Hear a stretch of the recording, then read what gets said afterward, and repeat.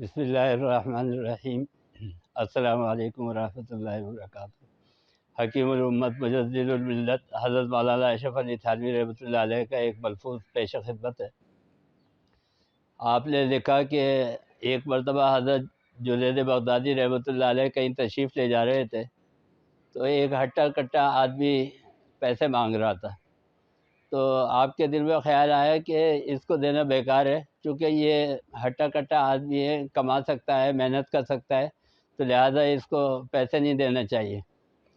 تو اتفاق سے اس آدمی نے ایک آیت پڑھی قرآن کریم کی، اجتنبوا کثیرا من الظن ان بعض الظن اسم، کہ بہت سارے گمان سے بچا کرو، کیونکہ بعض گمان جو ہے، بعض خیالات جو ہے وہ وسوسے، وہ گناہ ہوتے ہیں۔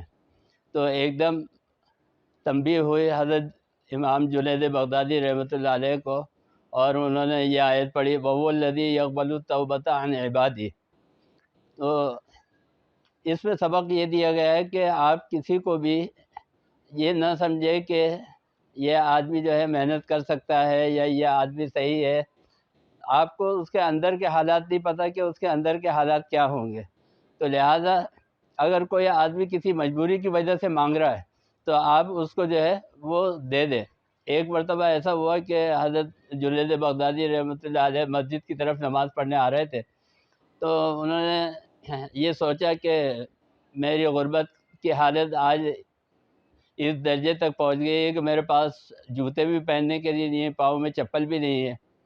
تو آپ جا رہے تھے، اتنے میں آپ نے دیکھا کہ سامنے سے ایک آدمی معذور، جس کے ہاتھ بھی نہیں ہیں اور جس کے پاؤں بھی نہیں ہیں، ٹانگیں کٹی ہوئی ہیں، وہ گھسٹتا ہوا چلتا آ رہا ہے۔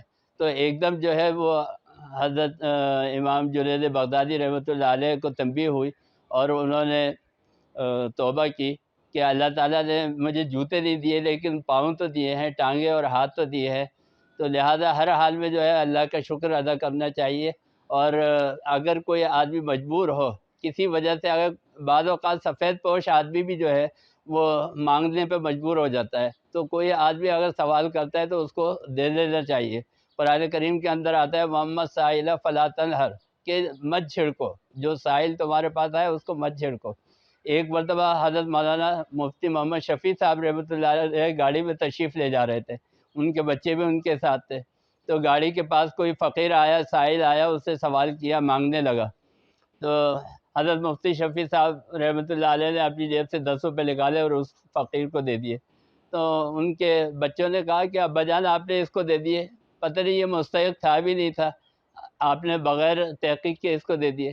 تو حضرت مفتی صاحب نے بڑا اچھا جملہ فرمایا کہ کیا ہم اس بات کے مستحق ہیں کہ اللہ کی اتنی نعمتیں اٹھائیں، جتنی نعمتیں اللہ تعالیٰ نے ہمیں دی ہوئی ہیں؟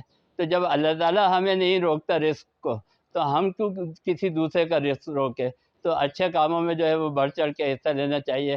اللہ تعالیٰ ہمیں عمل کی توفیق عطا فرمائے۔ وآخر دعوانا الحمدللہ۔